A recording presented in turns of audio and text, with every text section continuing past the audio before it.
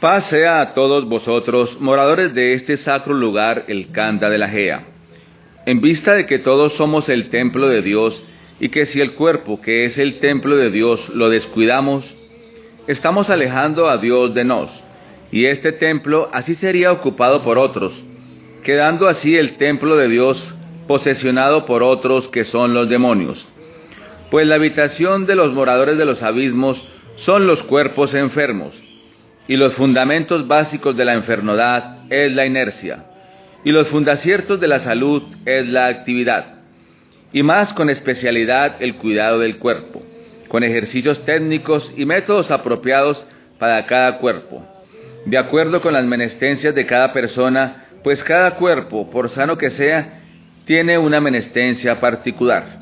Venerable Maestro Ja Kelium Zeus Induceus, Canda de la Gea, noviembre 30, 1920.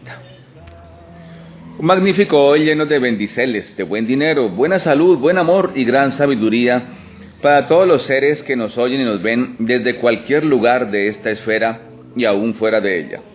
Gratitudes al Dios Altísimo, al impronunciable, al gran arquitecto de todo cuanto existe, por enviarnos y venir en sus mensajeros a traernos esta hermosa doctrina y a mostrarnos el camino que de nuevo conduce a él. Un amoroso, caluroso y respetuoso saludo al gran maestre de maestros, nuestro Padre, el venerable Maestro Ja Kelium Zeus Induceus, y a nuestro Padre y Comandante Supremo, el Maestro Samael Joad Bator Weor, a nuestra Divina Madre Afrodita Raab, y a nuestra Madre Tránsito, en el lugar donde se encuentren. De igual forma a toda la familia real. Estamos de vuelta hoy en este vuestro prohibido olvidar y callar, que los enviados de Dios se encuentran sobre esta esfera, enseñándonos cómo tornar a Dios y salir de esta rueda del samsara. Su paso sagrado e inefable, su lucha incansable, su sacro oficio por levantar un pueblo, para que sea limpio ante Dios, seguidor de sus leyes y sus preceptos. Bien, nos encontramos de nuevo aquí en un especial histórico doctrinario con la venerable maestra Anana, la regente de la piña o la sacra Ananácea. Llevamos ya 2 provoces rebordando sucesos del inicio de esta hermosa doctrina. Iniciamos con el kilómetro 8, el templo Guane. De ahí pasamos al Canda de la Gea o Ashram. Y seguimos oyendo estas hermosas vivencias que estamos seguros son un bálsamo a aquellas almas sedientas de la verdad, buscadoras, aquellas que quieren saber más del paso de los enviados de Dios por esta esfera. Venerable Maestra Nana, un gusto, gratísima nuevamente por estar acá y por darnos de su tiempo y sus grandes experiencias. Sea para su merced un excelente día de buen dinero, buen amor, buena salud. Buen día, buen dinero y buena salud con todos los oyentes. Un saludo al nuestro Padre, el venerable Maestro Kelium Zeus, nuestro Padre, el venerable Maestro Samael Joab Bator Weor, y con el gran Arcángel Miguel. Saludos también a la venerable Madre Afrodita, la triuna, gestora y precursora, los creadores, los forjadores de la doctrina taoísta, la doctrina salvadora, la doctrina que por estos días está siendo la luz del mundo. Tengan todos los oyentes también un excelente y buen día. Alerta, centinelas, alerta está. Venerable Maestra Nana, ya vamos con el tercer pros, gratísimas nuevamente. Continuamos, maestra, quedamos en la entrega anterior en la llegada al Canda de la Gea, Ashram, tierra sagrada. Ya para iniciar, maestra, cuéntenos un poquito qué es el Canda. Sí, es un lugar de la Gea, de la tierra, pero ¿qué otra representación tiene de pronto anatómica íntima en el cuerpo del ser humano? Bueno, el Canda es una porcel del cuerpo Umagdu, que según explicó el maestro Kelium Zeus, se encuentra entre los órganos sexuales y el ano. Ahí se encuentra el kanda de la tierra, o el kanda en el cuerpo Magdu. Estábamos ubicados en el kilómetro 8, el maestro estaba aplicando el Tao a la esfera. Ahí descendimos al kanda para captar más almas, más personas, más gentes, para la expansel de la luz doctrinaria, la enseñanza que ha cambiado la vida de miles, y que esperemos que esos miles se multipliquen y sean millones, millares, y así poder ayudar a sostener la esfera. De manera que la llegada del maestro a ese lugar marcó una nueva etapa en el avance doctrinario. Ahí ya empezó a ser ya considerado un chakra, aunque en ese momento se llamaba el Amsra, después ya chakra Kanda, y se llamó tierra sacra o tierra santa cuando ya empezamos a laborar en ese chakra, en ese lugar, y se empezó a cambiar la vibración energética de él, y empezó a surgir nuevas doctrinas, nuevas disciplinas, empezó a llegar mucha más cantidad de gente, ya empezó a expandirse la doctrina a nivel de Latinoamérica y más de Estados Unidos, Europa, y ya empezó a darse a conocer, y ahí empieza el maestro también a dar conferencias a las ciudades, porque ya se instala una línea telefónica en el Kanda, y ya se hacen cita en las ciudades. Por eso el maestro con Antelacel había enviado misioneros, en aquel tiempo llamados así, para que fueran abriendo fuentes, o se crearan lugares donde pudiera la gente reunirse a oír la doctrina. Ahí empiezan a nacer fuentes, ahí empieza bueno, que en ese tiempo no se llamaban fuentes sino sedes de sabiduría.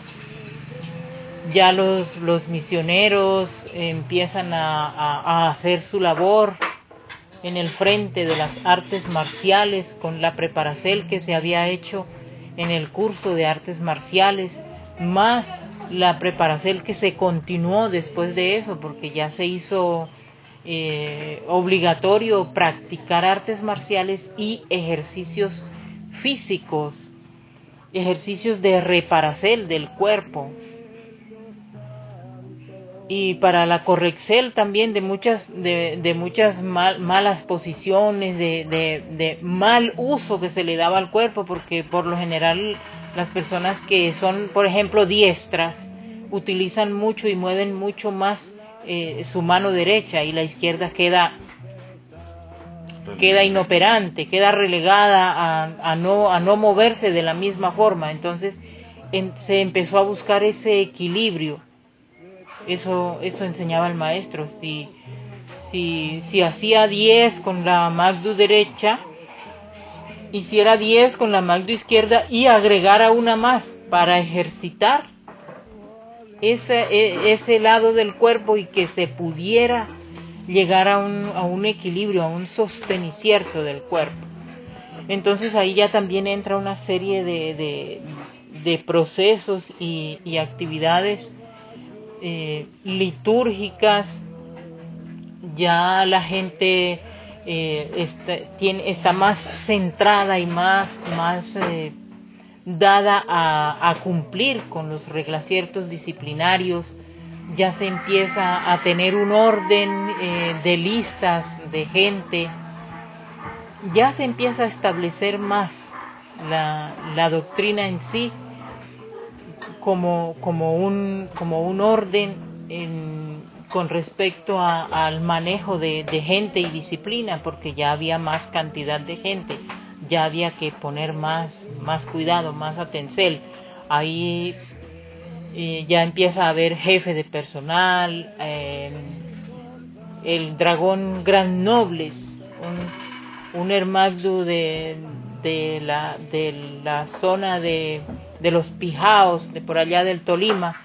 Él llegó también como visiteta primero y luego se quedó como monje. Él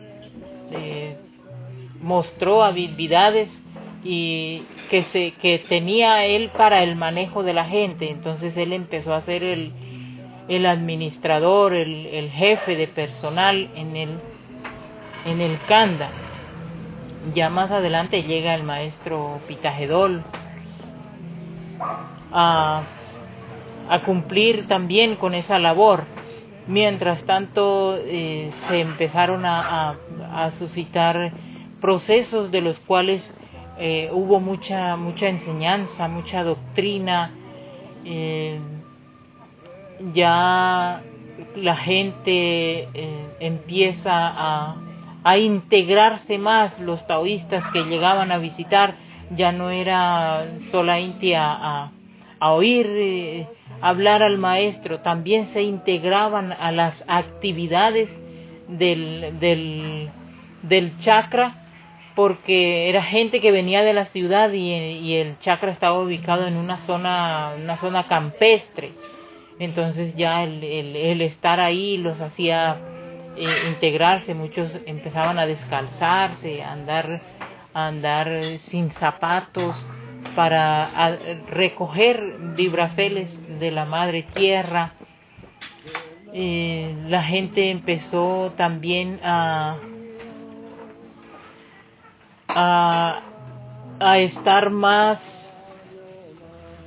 pendientes de la palabra pronunciada, porque ya el maestro también empezó a dar muestras de caste sacro, ya hacía énfasis en la pronunciación correcta de las palabras.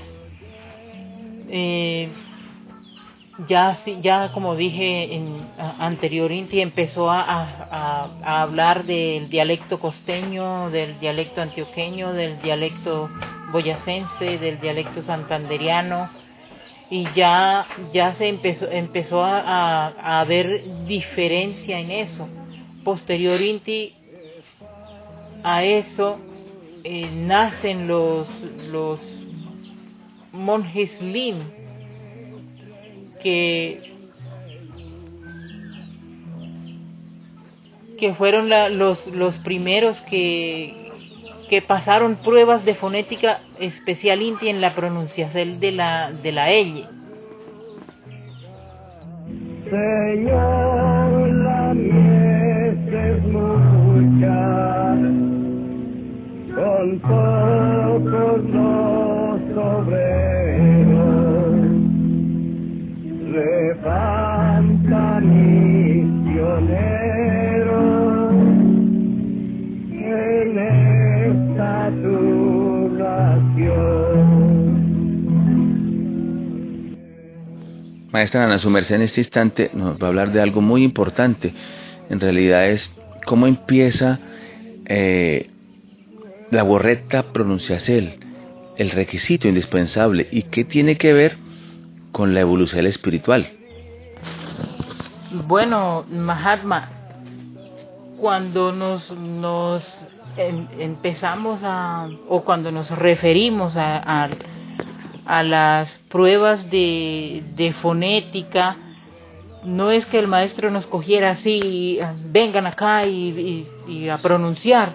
No, el maestro primero nos fue preparando, como ya dije, haciendo las comparaciones de los dialectos y hablando de cómo involucionaba el alma de una persona al nacer en una zona geográfica donde se comieran varias letras en la pronunciación de las palabras.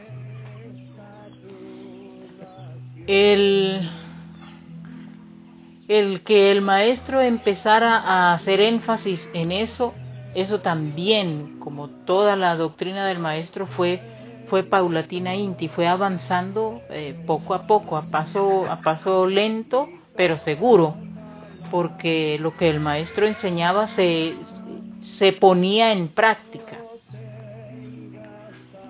Y ahí empezó una de las cosas más importantes y que ha marcado la doctrina, porque eso nos hace diferentes del común de la gente. Ahí hablaba el maestro de aquel verso bíblico, de aquel pasaje bíblico en el que acusan a Pedro de ser seguidor de Cristo porque hablaba como él. Tú eres de ellos porque tu habla es semejante. Entonces el maestro ahí empezaba a mostrarnos cómo debíamos hablar para que si estábamos ya siendo mutantes en la esfera, nuestra palabra fuera un hecho, nuestra palabra se convirtiera en una orden. Entonces empieza el maestro poco a poco a ir mostrándonos el camigdu de la buena pronunciación de las palabras, y nos empieza a marcar la diferencia entre la pronunciación de la Y y la pronunciación de la L. En ese tiempo, en esas pruebas, en esa enseñanza, se va poco a poco entrando al campo de la fonética, y principal inti nos hace el énfasis en la pronunciación de la L, porque la L son dos columnas, y que ese era el sostenicierto del templo, que la Y correspondía a una letra infernal, que la Y infernalizaba, y que si se escribía de una forma, había que pronunciarse de la forma que se escribía, porque se escribe caballo y se pronuncia caballo. Y así empezó el maestro enseñándonos básicamente la cuestión de la fonética, y con el paso del tiempo se fue incrementando más esa actividad, esa labor, ese aprendizaje. Ya también empieza el maestro, un poco antes de eso, él empieza la preparación para entregarle el Tao a las primeras parejas. Era en ese siglo, en el siglo pasado, era la primera vez que se iba a entregar el Tao sobre la tierra, después de varios siglos de no entregar el Tao, de que no se hablara de eso, porque hasta donde tengo entendido, la enseñanza del maestro Samael Aun Weor cubrió muchas cosas, y él hablaba del Tao, pero no entregó esa técnica a ninguno de sus seguidores en la época en la que él estuvo sobre la tierra. Y ya cuando ya entra al otro cuerpo, que es el cuerpo del maestro Joab, ya junta Intiel con el maestro Kelium Zeus, empiezan a preparar a las parejas que estaban como novios, como civios, como que estaban prometidos para ser emposados. Entonces ahí vienen los ciclos, y viene el primer emposorio, que es el del maestro Eliseus y la maestra Albedo. Y la preparación para ellos y las otras parejas que iban a recibir el Tao era con una serie de ejercicios y una dieta alicerticia muy estricta, y muy bonita también, muy celestial, muy esotérica, porque a medida que ellos iban fortaleciendo sobre todo las piernas y más que todo los bastos internos, y el maestro mismo les dirigía esos ejercicios en la preparación para el Tao, que esos ejercicios son básicos para la práctica del Tao. Sí, y empezó el maestro a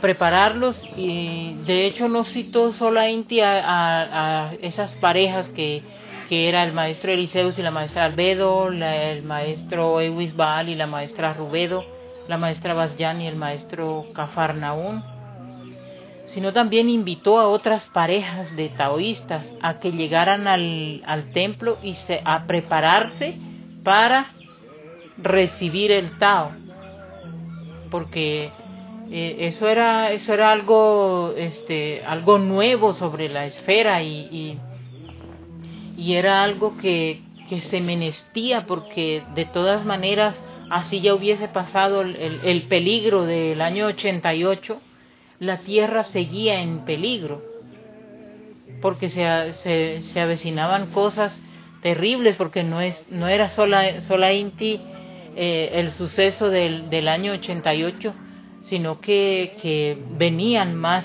sucesos. Entonces el constante peligro en el que estaba, el constante y latente peligro que había sobre la esfera,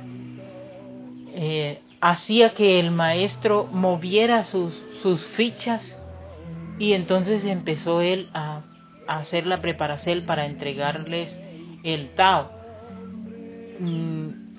hasta que un día los llama. O sea, ya había pasado un tiempo de ejercicios, de runas y de otros acontecimientos con las parejas que iban a recibir el Tao, hasta que un día el maestro los llama y los lleva hacia el Kanda abajo, pero siguiendo un camino que iba hacia a una finquita, una casita donde vivía el maestro José de Arimatea. Un poco más acá, esa zona se conocía como el Agartis, porque allá vivía allá estaba la maestra Agar.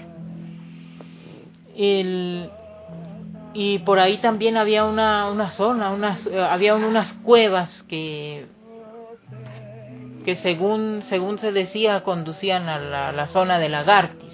Bueno, casi por esa área llevó el maestro a las parejas. Ahí incluyó a Taozan con Adalgisa también en ese grupo, y allá fue el maestro y les enseñó la técnica del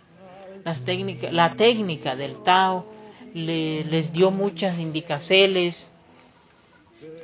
y después de eso, ya al regreso al Kanda, fueron recibidos el maestro Gaído había organizado un evento bonito, con mucha alegría se hizo fiesta, porque ya había el maestro puesto el Tao sobre la esfera, ya había dado la primera enseñanza de la práctica del Tao en sí, en la práctica sexual.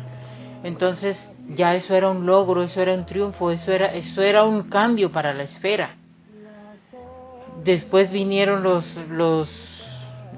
las cerevidias emposoriales, en las que el maestro a cada pareja le componía un lin, y ese lin el mismo maestro se lo cantaba. Hizo la cerevidia, y después para entregar las diferentes cerevidias se hicieron, y después el maestro, para entregarle la posa al pozo, entregarle la Eva al Aba, también hacía un ritual bonito.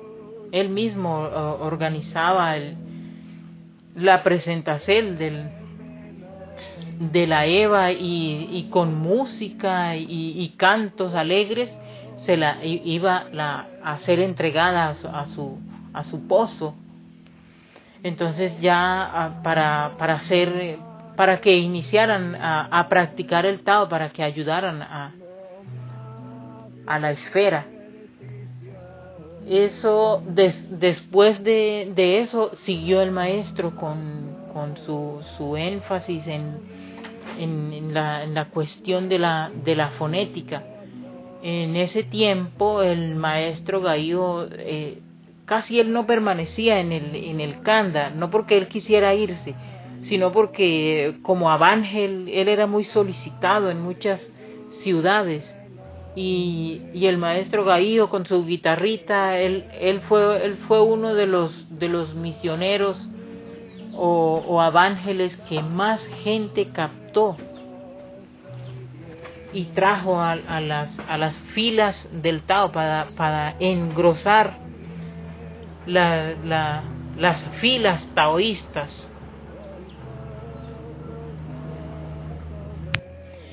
Y por esa causa el maestro Gaío no estuvo presente en los reajustes que el maestro hacía con respecto a fonética.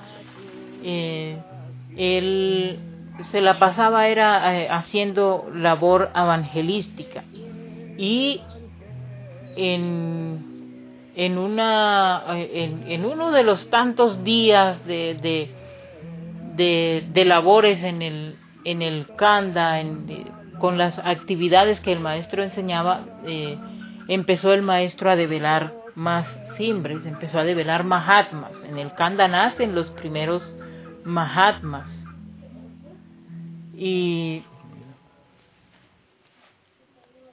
también nacen dragones.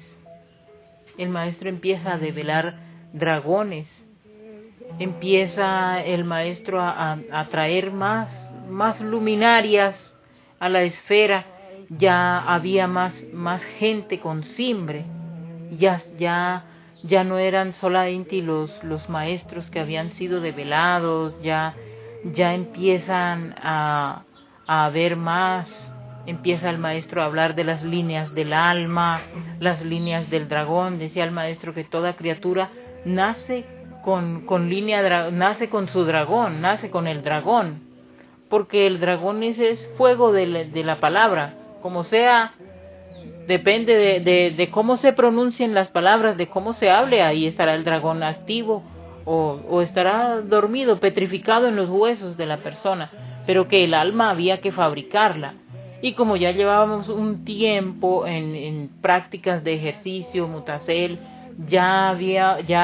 nuestra Alicertacel era diferente, entonces por eso ya empieza a fabricarse alma y ya empiezan a nacer Mahatmas. Alerta, centinelas, alerta está. Maestra Nana, sabemos que Satán no descansa. ¿Continúa la persecución en el Kanda? Claro, Mahatma, claro que continúa la persecución contra los maestros. Eso no se detuvo, porque mientras el maestro enseñaba, ponía más luminarias en la esfera, entregaba el Tao, emposaba parejas, seguían el asedio, el ataque, la búsqueda de dañar al maestro, los atentados y ataques al maestro. Ya empieza a haber como una restricción, a pesar que lo que se hacía era enseñar cosas buenas para los inconformes de la tierra. La paga que le daban al maestro era perseguir, tratar de quitar la cabeza del maestro para que no continuara.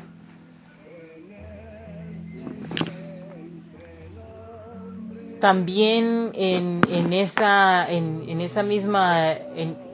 ese mismo intervalo de tiempo también empezaron a llegar autoridades, empezaron a empezaba a llegar delegaciones de la policía, del socorro, que venían con mensajes que habían enviado de Bucaramanga, que la secta, que ya éramos una secta, que estábamos haciendo rituales extraños, mejor dicho, o sea, con excusas para poder ingresar. Ya empezaban en la búsqueda, o continuaron con la búsqueda del maestro. Ahí en ese tiempo también se crea el ejido en el Canda. Ya el maestro empieza como a establecer una escuela, un colegio, una escuela Tao. Hay profesores suficientes porque estaban en el monasterio, había como monjes, algunos doctores, profesores, ingenieros, maestros de escuela y maestros de colegio, y gente que tenía la capacidad, estaba preparada para dar clases. En todo ese movicierto de cosas, y que empezaba a crecer aún más el pueblo, porque la afluencia de gente se hizo notoria aún más en los predios del Canda. No faltaban las delegaceles, siempre había. En ese tiempo también llegaron la primera delegacel de Venezuela. Ahí llegaron al Canda y se les atendió muy bien, se les dio muchísima doctrina, se les explicaron muchísimas cosas. De hecho, los Mahatmas y dragones que el maestro había develado nuevos ahí en el Canda, esos empezaron a dar las conferencias, o empezamos a iniciarnos como conferencistas, y también llegaba la gente de la zona a oír. Y en todo ese movimiento de cosas y de sucesos, envenenan al maestro. Mire, teníamos la costumbre todos de comer alrededor del maestro. Ya en el Canda se establece una cocina que era como una cocina general. Incluso seguía el maestro también comiendo como con todos, y de lo que todos comíamos. Ya se consigue un molino de caña, ya se empieza a moler caña para dar jugo de caña con el mismo pan integral. El maestro mismo iba a los cortes de caña, a lavar la caña, a molerla en el molino de caña, junto a Inti con el maestro Samael. Ellos laboraban en esas actividades también. O sea, es que los maestros éramos como una familia muy grande, y todos laborábamos. Obvia Inti, el maestro hacía más actividad que todos los demás, porque el maestro siempre mostró esa aptitud de hacer más, para demostrar que el que dirige, o como decía el maestro, el que manda a hacer algo debe hacer el doble. Entonces el maestro laboraba más que todos para demostrarnos que no nos estaba obligando o presionando o torturando a hacer cosas, sino que él hacía mucho más. Ahí cuando se presenta el envenenamiento del maestro, que según mi parecer era como el primero que nos enterábamos, que sabíamos que lo habían hecho. El maestro comía con todos. A él le ponían una mesita cualquiera, así fuera un guacalito, un cajón y otro guacalito para él sentarse, y el maestro ahí se sentaba a comer, y al lado de él la maestra Afrodita, un poquito más allá el maestro Samael, Abner y Adriel, y las tres niñas. Siempre el maestro decía a la niñera que se las llevara donde él estaba comiendo, porque el maestro siempre estaba muy pendiente de sus hijas y de sus hijos. el maestro se sentaba a comer y todos los demás habitantes del Kanda, todos los demás cándidos y las cándidas, nos sentábamos alrededor del maestro para comer todos juntos. De ahí el maestro, a veces él ofrendaba una porcelcita de lo que él estaba comiendo, a veces dejaba en el menaje de él y mandaba a alguien de los que estaban cerca de él que le distribuyera a cada uno, aunque fuera un pellizquito, pero todos comíamos de lo que el maestro comía. Esa vez que lo envenenaron, el maestro había pedido que le cocinaran unos maduritos con queso, yogur. El maestro ya tenía una cabrita, le habían llevado unas cabritas y se hacía un yogurcito de cabra. Y él estaba comiendo su madurito con queso. Al lado de él estaban las 3 niñas, la maestra Afrodita, como dije ya, el maestro Samael, Abner y Adrelos. O sea, estábamos reunidos todos ahí. Y el maestro, cuando le llevaron una jarra con jugo de guayaba, y el maestro agarró la jarra porque había hecho mucho ejercicio y tenía sed, agarró la jarra y empezó a tomar jugo, y había comido solo unos cuantos bocaditos del madurito con queso y yogur, cuando de repente el maestro empieza a sobarse la barriga y abrió mucho los ojos, y el maestro decía que le empezó a doler la barriga, que le habían puesto al jugo.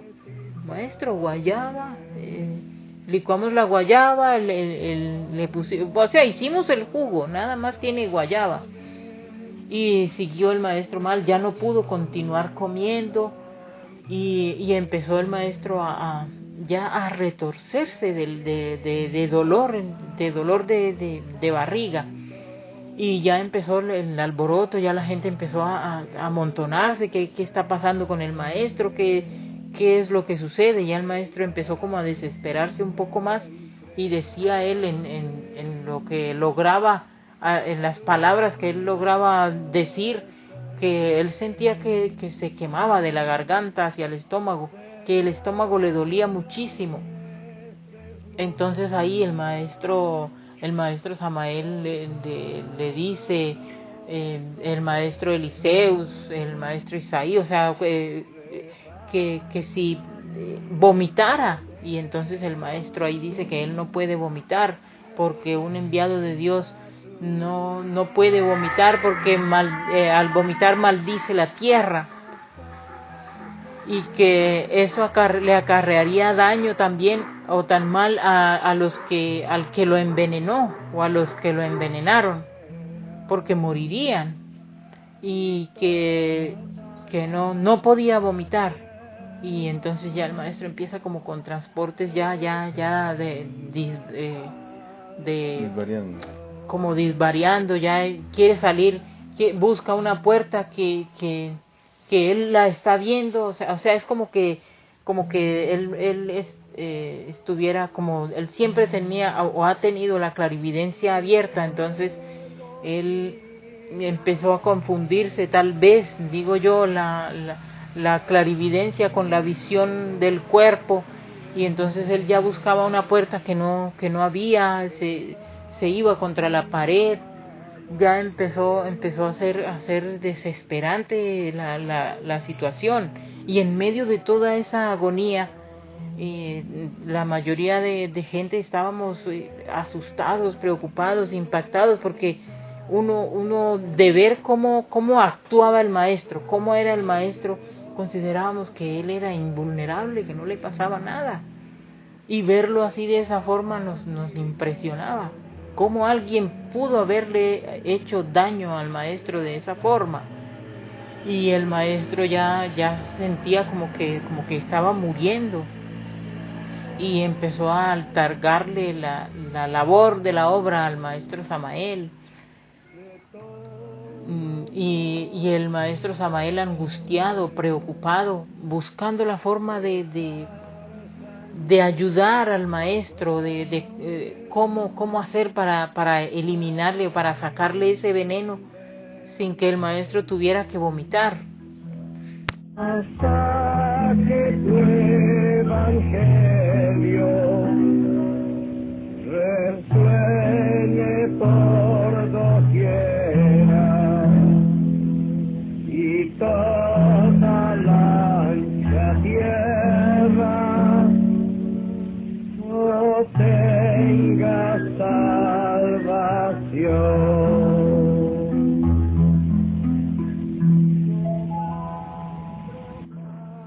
Entonces, ya viendo que el maestro le está altargando la obra al maestro Samael, se vio que la cosa era en serio, que no había teatro, que no había cómo fingir algo así. Entonces ya el maestro Samael empieza a traaltar en pro de la salud del maestro.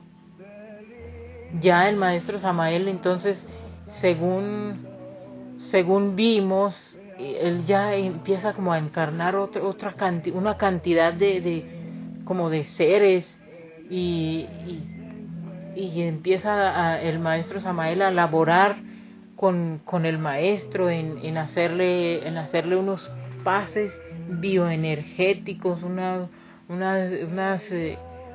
moviciertos de energía. Hace que la gente se aparte del maestro, aunque todos queríamos mirar qué era lo que estaba ocurriendo con el maestro, qué era lo que pasaba. El maestro empieza desesperado. La Dragón chileno, creo, tiene una fotografía en la que está el maestro tendido casi en el piso y está ahí en medio de todo ese dolor, está dando órdenes de qué es lo que hay que hacer, porque empezaron a investigar mientras el maestro Samael atendía la salud del maestro. Había otros que estaban investigando quién fue, de dónde salió ese jugo, cómo hizo, quién lo preparó, los que estaban en la cocina, en fin, buscando los autores del atentado. Pero todo estaba normal, nadie sabía nada, nadie vio nada, nadie oyó nada, y sin embargo el maestro estaba envenenado. Entonces el maestro Samael le hace al maestro una magia con un mango, y ese mango él manda que le traigan un mango del árbol de mango. Precisamente en esos días, en ese tiempo, el árbol de mango que estaba ahí había varios árboles de mango, y tenían mangos. El maestro Samael pidió un mango maduro. Le llevaron el mango que no tuviera ninguna avería, ninguna mancha, un mango que estuviera en buen estado. Y en ese mango el maestro Samael pone el veneno que saca del cuerpo del maestro, ya mediante magias y runas y cosas y moviciertos que el maestro hace con el mango en el cuerpo del maestro. Ahí el maestro queda bastante lacerado, bastante dañado. Incluso empieza a perder un poco el poder visual en el cuerpo físico. Y entonces ahí lo dejan como el maestro queda bastante achacado, bastante mal. El maestro empieza ya a recuperarse. Ya estoy hablando de días que pasaron ya sobre eso. Ya había que cuidar mucho la salud del maestro. Ya empieza el maestro a no comer con todos ni de todo lo que se podía comer. Ya la dieta del maestro es como más estricta, más bajo en sal, no ajo, no cebolla, no nahuate, porque ya todo eso, los ácidos de aliciertos empiezan a hacerle daño al maestro. La recuperación del estómago es bastante lenta, porque él quedó con úlceras en el estómago, y no solo en el estómago, sino en el tracto digestivo. Y entonces ya el alicierto del maestro es un poquito más líquido. Es un alicierto muy controlado, a base de miel de abejas también. Y la recuperación del maestro es bastante lenta, más sin embargo, cuando él ya empieza otra vez a pararse, a caminar, a seguir coordinando las actividades, porque mientras él estaba ahí, el maestro Samael se encargó de dirigir las actividades en el Kanda. Se restringe un poco la llegada de gente por causa de la misma seguridad del maestro. Ya las cosas empiezan a ser un poco diferentes, ya empieza a haber distancia entre el maestro y los monjes, no distancia, me refiero a que por hacerle daño, sino ya porque no se sabía quién era el que le había hecho ese daño al maestro. Entonces, por seguridad del maestro y de todos, sí, a la hora de los aliciertos ya no estábamos tan cerca, ya a causa de ese atentado que le hicieron al maestro, y la recuperación de él fue muy difícil. De hecho, no se recuperó ya al 100%, porque como él no vomitó el veneno y había ingerido una buena cantidad, mientras lo sacaba del cuerpo, porque el maestro empezó a hacer dieta y ejercicios para ir eliminando esos venenos. Ahí le da al maestro también una gripa bastante fuerte, y en esa gripa el maestro expulsa mucho veneno del que había ingerido, y empieza a recuperarse, pero continúa con la labor de entregar la doctrina, que la enseñanza tenía que continuar. Y junto a Inti con el maestro Samael siguen coordinando, siguen enviando misioneros, el maestro sigue laborando en el campo, sembrando papayos, sembró yuca, sembró maní, sembró maíz en los predios del Kanda, pues eso estaba arrendado. Él siguió laborando en todas esas actividades, hizo unas eras para sembrar arcolandas, brócoli, acelgas, y todo eso era en la explanada allá en el Lotocosmos, que se llamó después Lotocosmos, cuando ya el maestro en el espacio que quedó después de que ya se sacó la yuca, se sacó maíz, ya el terreno quedó desocupado. Entonces ahí ya empiezan los traaltos del Pancatagua, del Lotocosmos, el Gotis, el Fogotis, y todos esos procesos que marcaron mucho el avance doctrinario y espiritual, porque empiezan también ahí las develaciones de cimbres. Empieza el maestro a develar cimbres, a entregar más enseñanza, más doctrina, más cosas,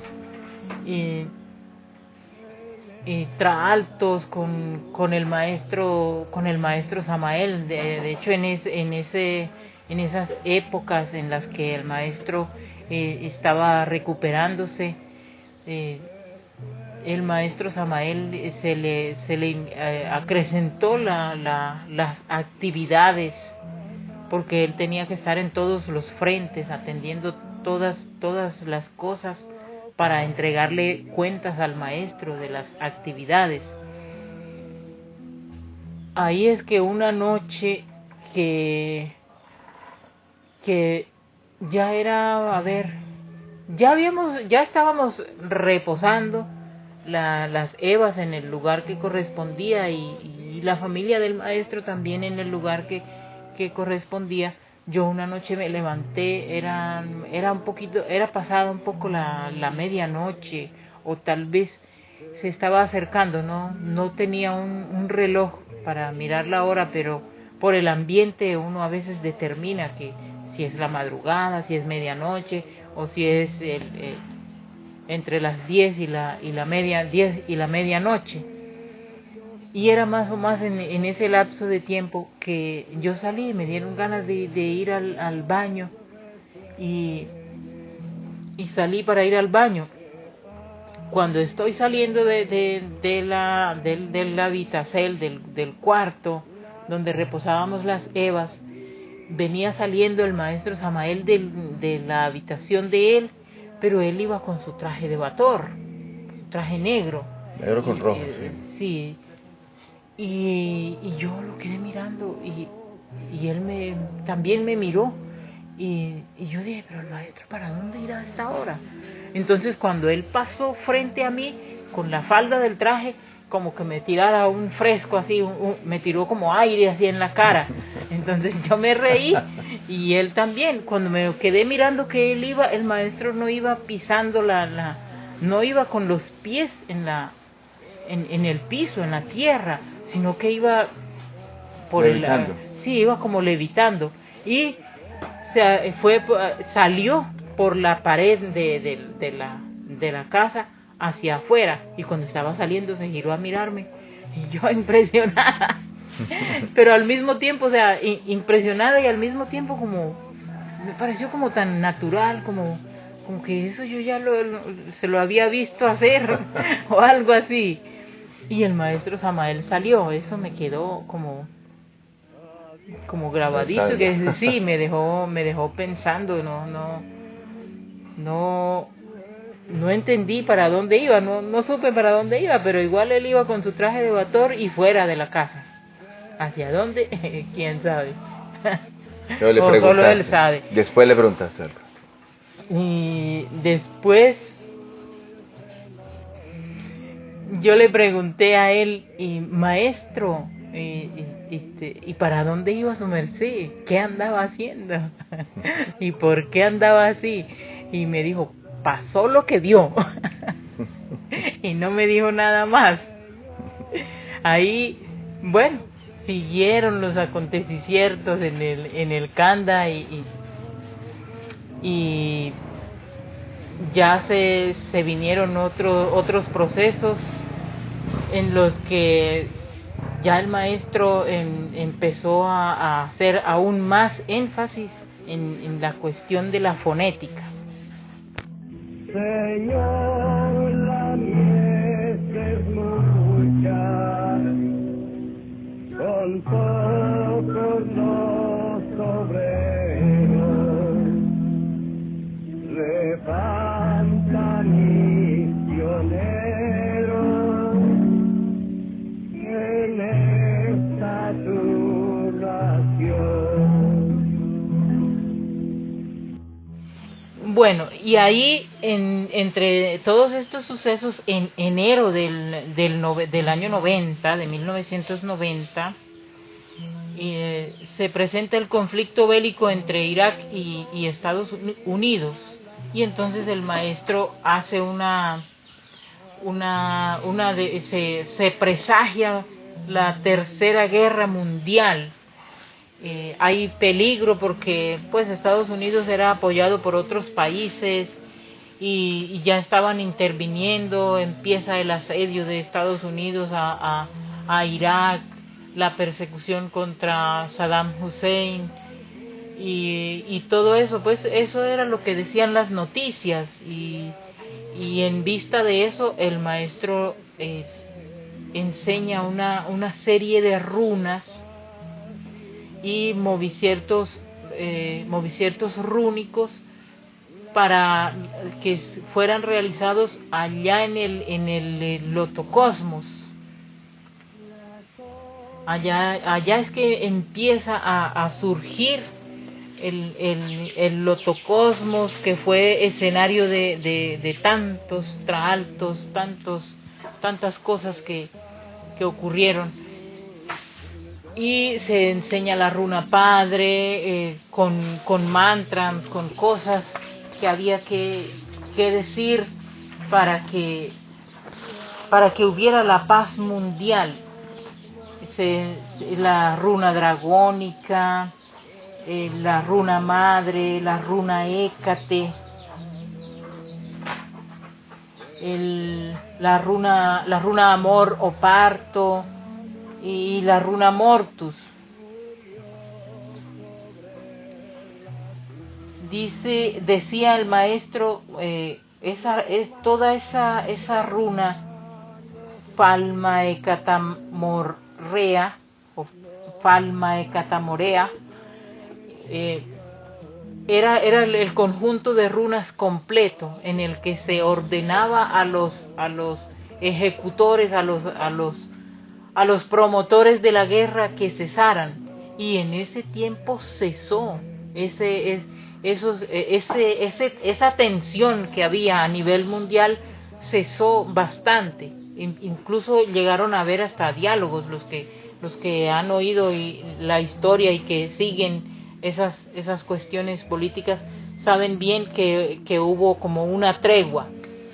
Ya en mayo se establece otra vez el Pancatagua, y en medio de todo ese traalto se agregan las runas otra vez, esas mismas runas, porque continúa se vuelve a prender los aires de la Tercera Guerra Mundial.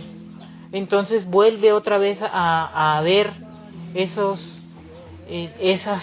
las runas en el Pancatagua. Ya establece el maestro dragones en un pétalo, maestros y mahatmas en otro pétalo, demonios en otro pétalo, y seres que no tenían simbre en otro pétalo, y todos hacían las runas, y en cada pétalo había diferentes tipos de música de acuerdo a la ubicación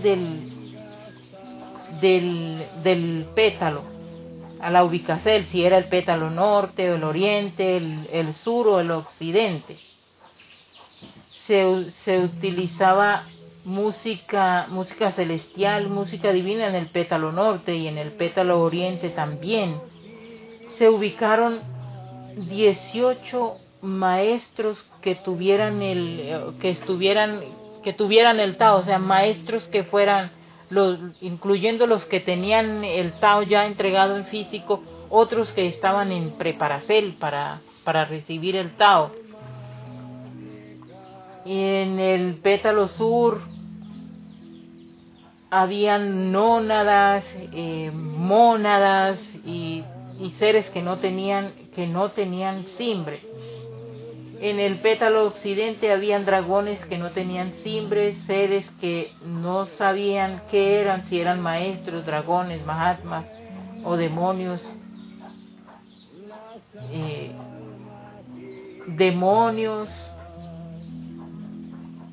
y nónadas y mónadas. En medio del pétalo occidente y el pétalo sur, pero en el espacio que va de un pétalo a otro, estaba la carpa de los equipos musicales.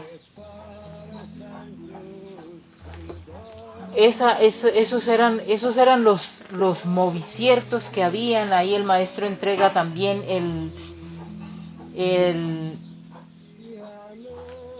la doctrina del rico Epulón, que suplica por agua desde hace siglos en los abismos, y entonces había que gritar ese mantra, ese sagrado mantra del agua, alargando cada letra de ese mantra. Había que gritar. Eso era referente al Pancatagua. ahí también en esos mismos días el maestro habla de que ese es el cumpliciento de una profecía maya, lo que ocurre en esos días en el templo. Estaban unas eras en las que habían sembrado repollo, y los que fueron a deshiervar, a arrancar las hierbitas, los montes, arrancaron unas plantas de repollo. Ahí a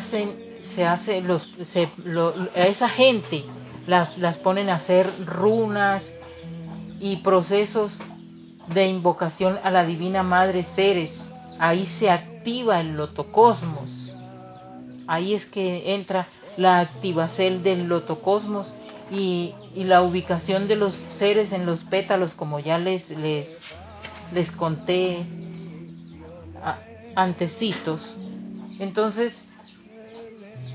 el maestro habla de que los fanáticos religiosos no pueden conocer los cultos del Pancatagua porque enloquecerían, porque son cosas que ya son misterios para ellos, y al no entenderlos se confundirían y se enloquecerían, porque considerarían que eso se convertiría como en un culto pagano. Dice el maestro que los que recién conocen la doctrina no podían ir a hacer sus prácticas en el Pancatagua porque se confundirían también, porque es un ritual muy avanzado, y por eso el maestro ubicaba a la gente que fuera de la doctrina y que era la gente que estaba con frecuencia en el chakra, los monjes y los visietas que iban con más frecuencia al templo o al chakra kanda. Esa era la gente que podía traaltar en los pétalos.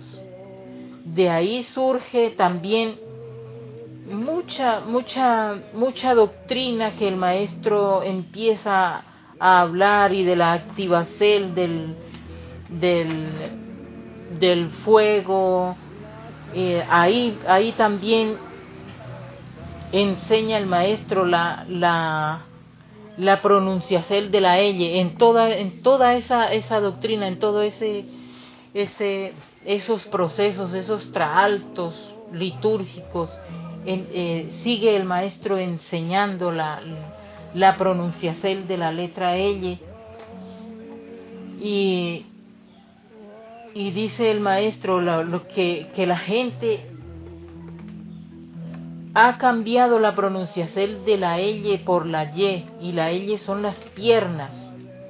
Las 33 letras del alfabeto son las 33 vértebras de la columna sideral.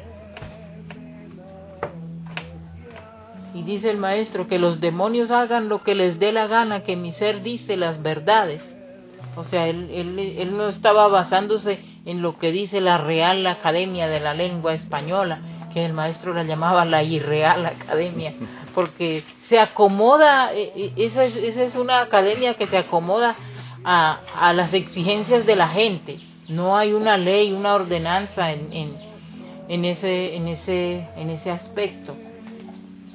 Así transcurre el proceso del Pancatagua, y ahí llega el proceso, el traalto de las ananas,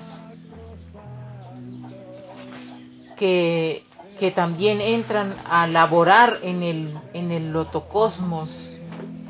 33 Evas que tenían un pregón, y se llamaban las llamó el maestro las 33 ananas, porque la primera de esas ananas era yo, y entonces a mí me dio el maestro un pregón. Yo era la címero 33, pero también era la címero 1, La Símbolo 33 porque estaba en el Centro Cosmos, y era la número 1 porque yo dirigía al resto. Entonces a cada una le fue dado un pregón, y en tanto que la gente paseaba ya con el agua, con el agua en una cuchara, llevaban fuego en una cuchara y agua en otra cuchara, y tenían que hacer un recorrido por todos los pétalos del lotocosmos, llevando el fuego y el agua. Cuando llegaban a frente mío, yo tenía que contar las gotas.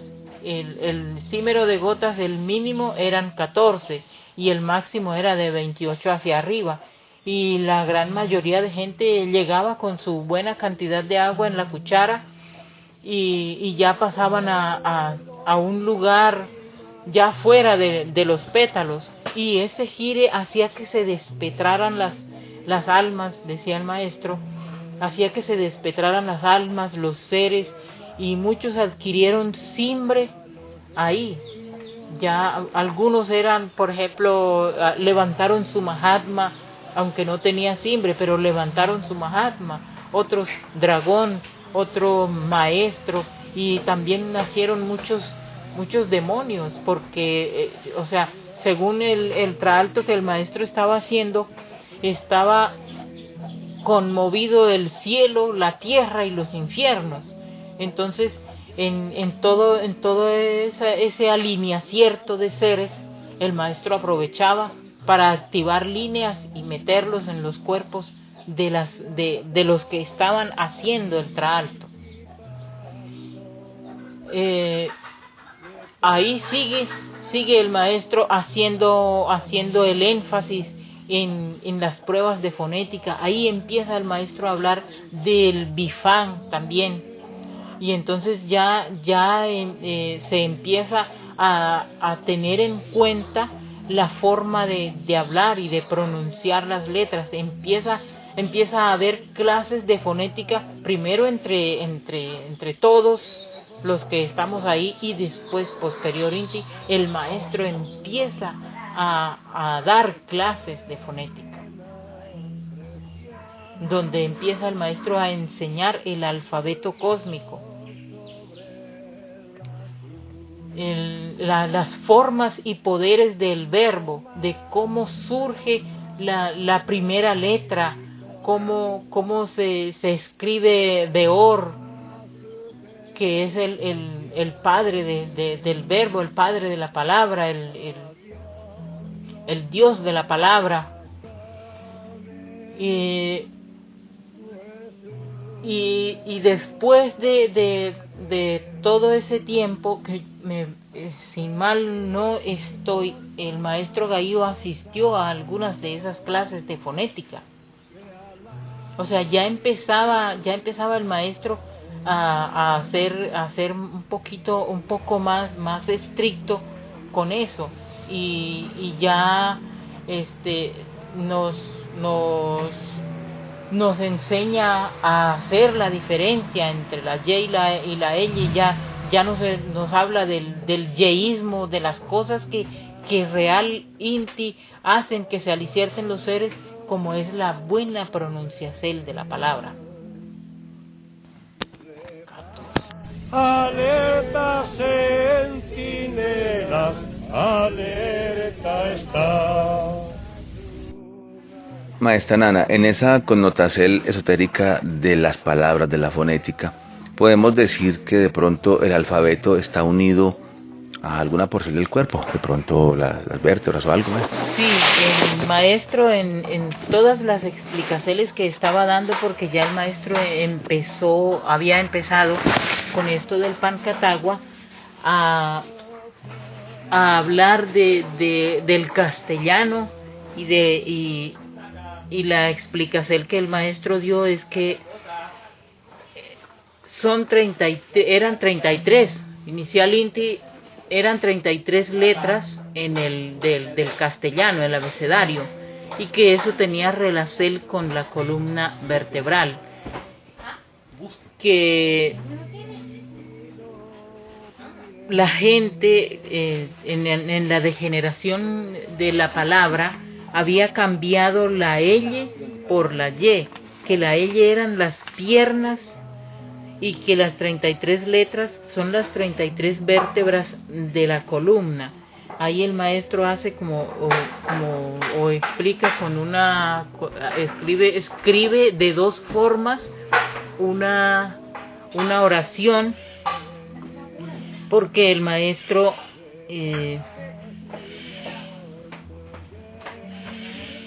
habla de la influencia de Yahvé, que es una de las antítesis de Jehová, y que la gente le ora y le pide a Yahvé como si fuera Jehová, y que en muchas Biblias cambian el simbre de Jehová por Yahvé, y que la gente confundida en eso ahí es que surge el yeísmo, y que para orarle a Jehová, en vez de pronunciar las palabras con la L, la pronuncian con la Y, entonces hacen la invocación a Yahvé. Ahí también, entre toda esa doctrina, el maestro Samael explica que el Pancatagua es el pan que alimenta todo lo que existe, y que Cristo, que es el verbo, es agua, es palabra, y que hace más de 3000 años habían discusiones entre latinos y griegos por la pronunciación de la L y de la Y. También explica el maestro Samael que aquel que mal hable y pronuncie las palabras de Dios forma parte del reino de Satán. Que Dios es perfección en todas las formas y Satán es imperfección en todas las formas. Ahí el maestro Samael nos también dice que Dios habla de los mejores idiomas de la tierra y nos manda a leer Jeremías 23, Memoradium 23, en el verso 36, que dice: y nunca más os vendrá a la memoria decir, carga de Jehová, porque la palabra de cada uno les será por carga, pues pervertisteis las palabras del Dios viviente, de Jehová de los ejércitos, Dios nuestro. Y el maestro también explica que Satán le hace como un llamado de atención, o le habla de lo que los maestros, dragones y mahatmas, dice que esos son los siervos de Satán, porque Satán se alimenta especialmente de la energía de aquellos que no hacen ejercicio, y que esa gente que mal habla y que no hace ejercicio le produce bifán, que es el alimento de los que han ayudado a formar el absoluto, pero que no pueden subir hasta allá porque Lucifer junto con Miguel y otros le puso ese alimento, ese bifán, que todo lo densifica y lo lanza a la oscuridad. Entonces, así a grosso modo, ya terminando con lo del Pancatagua, que ocurrieron muchísimas cosas, y mientras tanto también se hacían las runas correspondientes para ayudar a que no se diera la Tercera Guerra Mundial.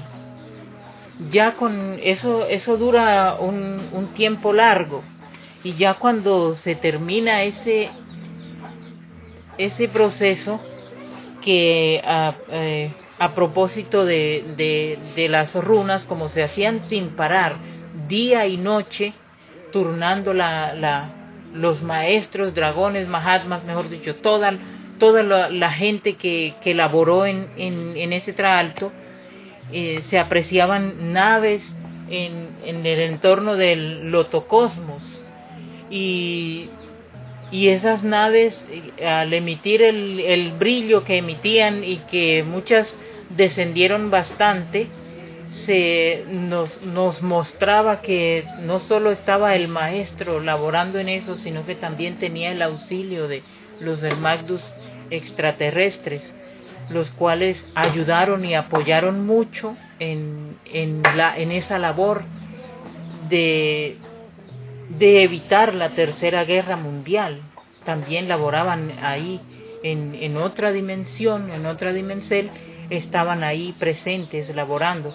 Ahí ocurrieron muchas cosas para la gente misteriosas, pero que para nos, como estábamos ahí cerca del maestro, eran cosas como natural que pasaran, lo tomábamos como cosas de que eran como era así natural que ocurrieran. Ya cuando se terminó todo ese traalto, se empezaron los preparativos para la gira a la costa, porque al maestro le llegó una invitación, le avisaron que iba a haber un congreso gnóstico en la ciudad de Cartagena. Hasta que tu evangelio resuene por doquiera y toda la ancha tierra tenga salvación.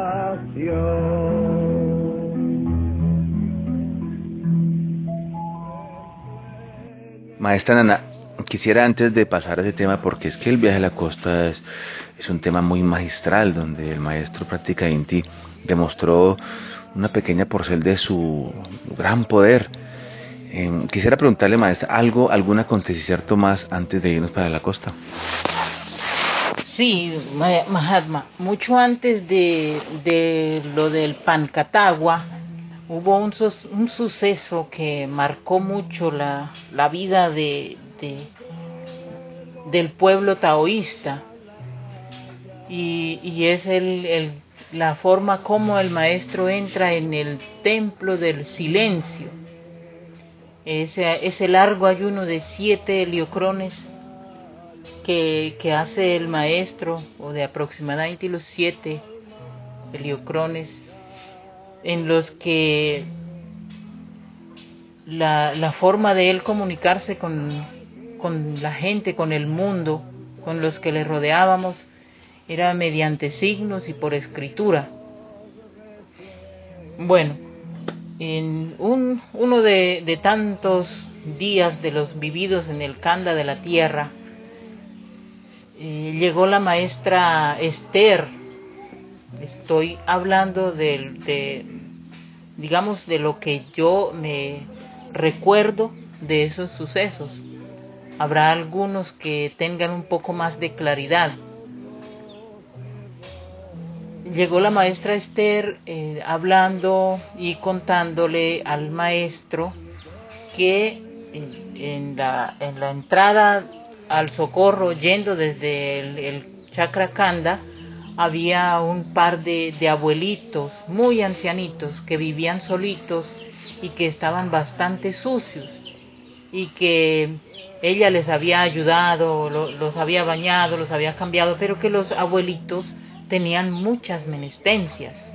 Había mucha menestencia. Los viejitos tenían hambre, estaban sucios.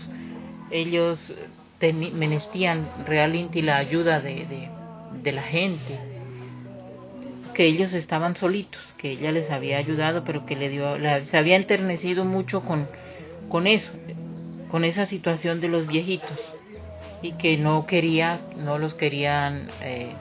que quedaran abandonados. Entonces el maestro, me parece que fue a ella misma que la envió a preguntarle a la gente, que el maestro mandaba a preguntar si querían hacer una obra de caridad, si querían hacer caridad con alguien. Entonces unos dijeron que sí y otros dijeron que no, como dice el Lin, unos sí, otros no. Entre esos que dijeron que no, fue la maestra Rubedo. Ella era la esposa del maestro Ewis Baal. Y la maestra Rubedo dijo que no por mediación, también, o sea, el maestro Ewis Baal y la maestra Rubedo dijeron que no.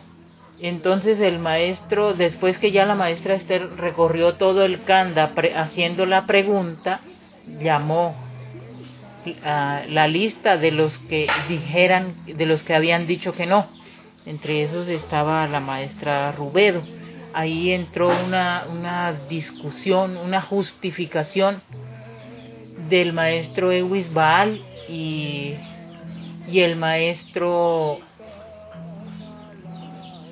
dijo que él era el que había mandado a hacer esa pregunta. Habló el maestro entonces ahí de la caridad, y que la caridad cubre multitud de pecados, y que esa era una forma de pagar karma, que una de las mejores formas para pagar karma, para que las leyes nos disminuyan la cuenta, es teniendo caridad, y que ellos no la habían tenido.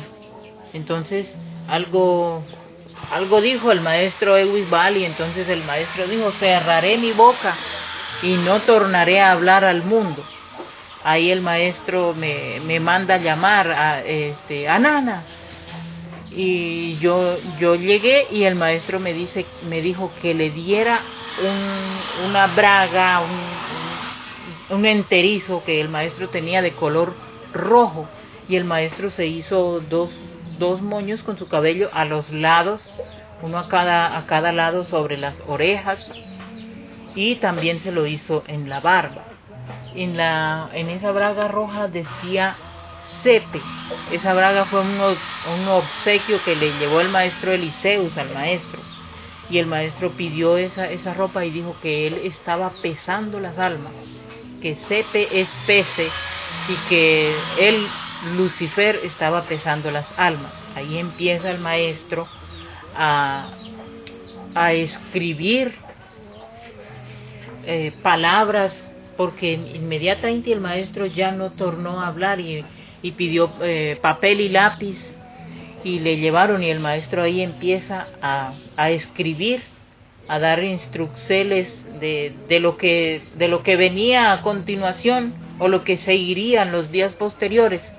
Y entonces el maestro empieza a hablar, pero con el cuerpo, y lo primero que dice: soy impronunciable, haciendo las runas correspondientes a cada letra. Y ahí continúa el maestro hablando, y casi todo lo que él escribía era con respecto a cosas de los infiernos, a Yahvé, a Satán, a los ataques de Satán, a un recorrido que él estaba haciendo por las regiones infernales. Y ahí también habla de Corsabel, y los días que siguen el maestro empieza a enseñar el alfabeto, que es muy parecido pero no igual al de los sordomudos. Sí, mudras con los dedos, haciendo todo el abecedario y enseñándoselo a los que estaban ahí presentes. Después ya seleccionó un grupo de niños y niñas que leyeran los signos que él hacía, y en todo lo que fue el Pancatagua y todos los procesos y todo el tiempo que eso duró, se pulieron las y los intérpretes. Entonces ya a medida que el maestro signaba, ya se hacía más fácil entender, y el maestro algunas veces signaba, otras veces escribía. Ahí nacen los escribas. Ahí entra a escribir la maestra Saudina, que fue la primera escriba, la maestra Saudina. Ahí también entra la maestra Séfora, entra Jawerquí, y ya todas ellas, cuando ya el maestro signaba, ellas leían al público lo que el maestro estaba haciendo, de manera que cuando ya pasó lo del Pancatagua ya había más pulicierto. Ahí sobresale una intérprete, una niña de Ecuador, el nombre Valesca Sosa. El maestro a ella le devela el cimbre de dragón Quisquival, una niña que sobresalió, se aventajó sobre las otras porque ella interpretaba, o sea, había una conexión energética entre ella y el maestro sobre todas las demás intérpretes, porque ella, cualquier movimiento que el maestro hiciera con los dedos, ella ya estaba leyendo la palabra que el maestro estaba asignando. O sea, eso fue algo impresionante, impactante con respecto a esa jovencita. Ella duró mucho tiempo, de hecho ella pulió a las otras intérpretes también, y ahí ya entra Teas, Caljedú, Teje, Lahuerquedi, otras intérpretes, o sea, el grupo de intérpretes que siempre acompañaban al maestro, y también había muchachos intérpretes, y se turnaban porque a veces el maestro estaba atendiendo una cosa, a veces otra, y todos estaban pendientes y tenían que estar conectados en lo que se estaba haciendo. Entonces, por eso se oye a veces en las grabaciones que ponen un coro, era de niñas y niños, jovencitas y jovencitos que interpretaban los signos que hacía el maestro. Ya de ahí nos vamos otra vez ya del Pancatagua a la gira a la costa. Se prepara el maestro y prepara a la gente, él selecciona el grupo porque el Kanda no podía quedar solo. En el Kanda se quedan algunos para cuidar y para seguir con las actividades en el Kanda. Y el maestro devela la medicina a muchos. Ahí hace la entrega de medicina a los monjes, sobre todo los que iban a acompañarlo a él en la gira a la costa. Venerable maestra, en estos breves minutos que nos quedan por el día de hoy, cuéntenos un poquito de eso, de la medicina universal, ese grandioso don entregado por los maestros. Sí, la medicina universal es el don de poder curar o de poder ver las afecciones que hay en el cuerpo de una persona y curar acertadamente el problema. Eso viene del templo de Alden, en donde los regentes del templo de Alden son el maestro Kelium Zeus, el maestro Samael, y con ese mismo don con el que ellos en el kilómetro 8 curaron a tanta gente, porque ellos dos eran los únicos médicos que atendían a toda esa gente que llegaba por salud. Ese mismo don estaba siendo dado a los monjes que el maestro iba seleccionando y que veía que había en ellos ya el mérito de curar. Entonces les daba ese don tiene la medicina universal. Por ejemplo, el maestro, digamos, cuando se la dio al dragón Charhusquis,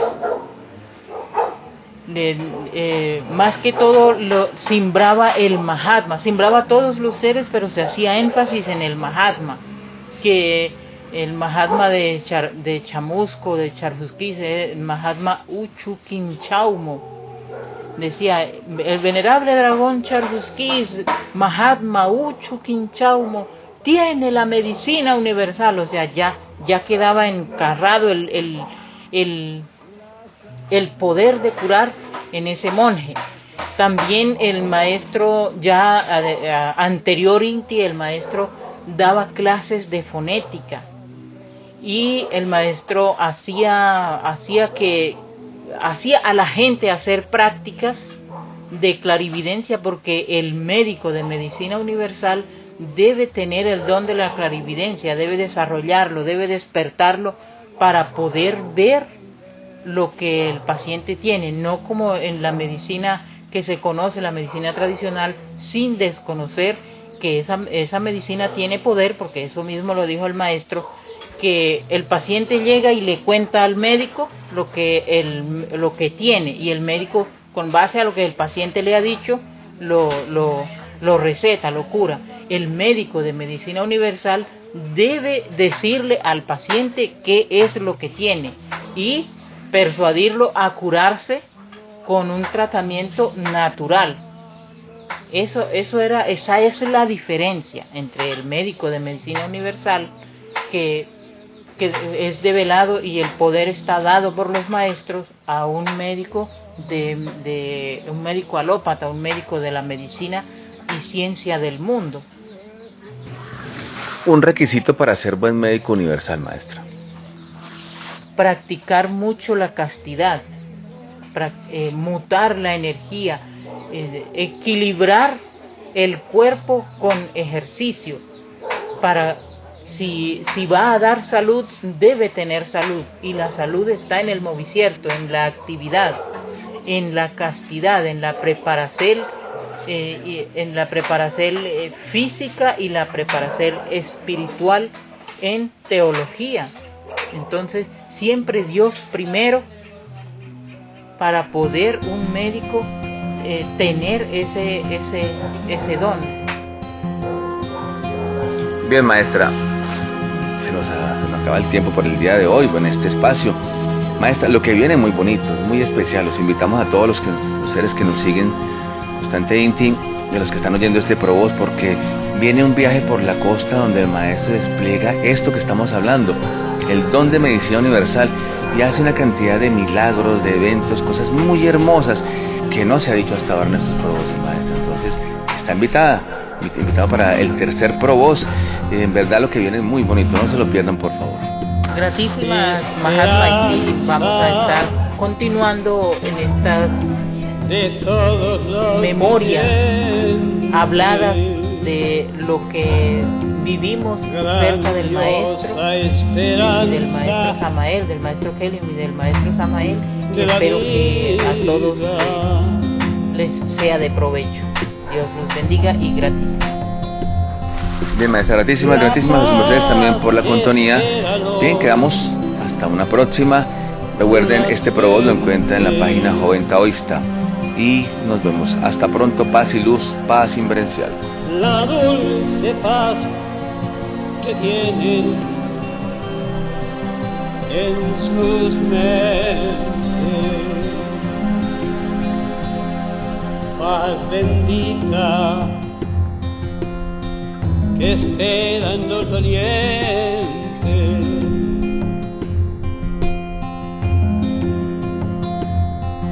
De una paz que ha huido del presente,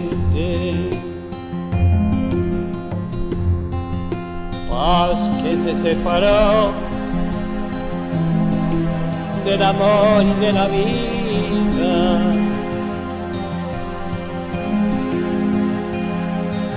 y que todos lamentamos su huida. Vuelve, paz bendita, intégrese a la vida.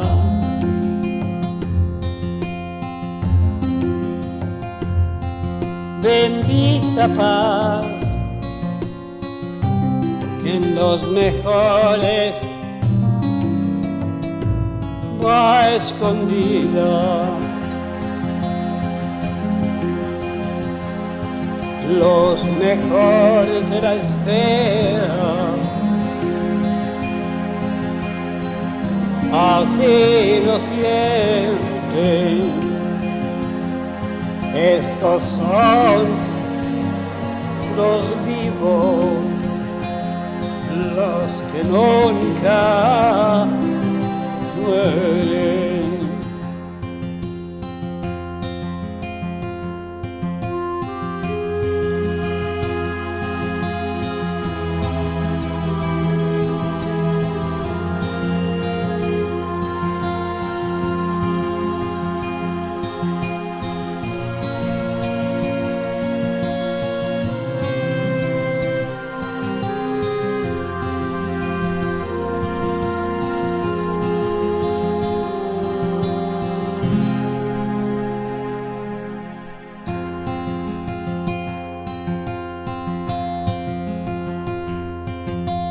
Bendita paz,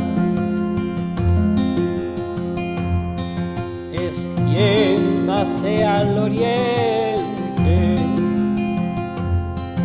al norte, al sur y al poniente, donde la amenaza de guerra está presente. Guerra amenaza al débil y al valiente.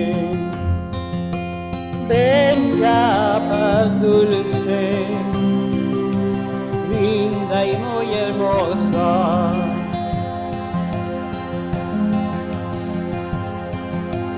Tiene la dulzura y el aroma de una rosa.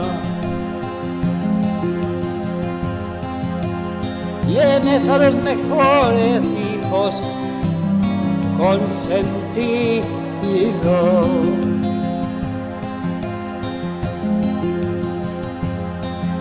Hermosa paz,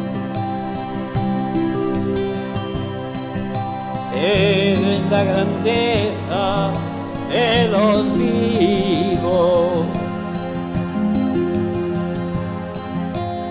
Paz mía, mi paz bendita, paz de mi alma, paz de mi salud, paz del todo y de la nada, paz bendita, sostiene mi alma confortada. Oh, mi hermosa paz,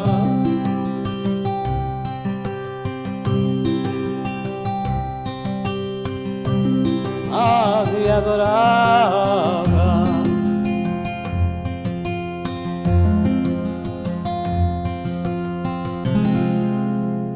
esperanza,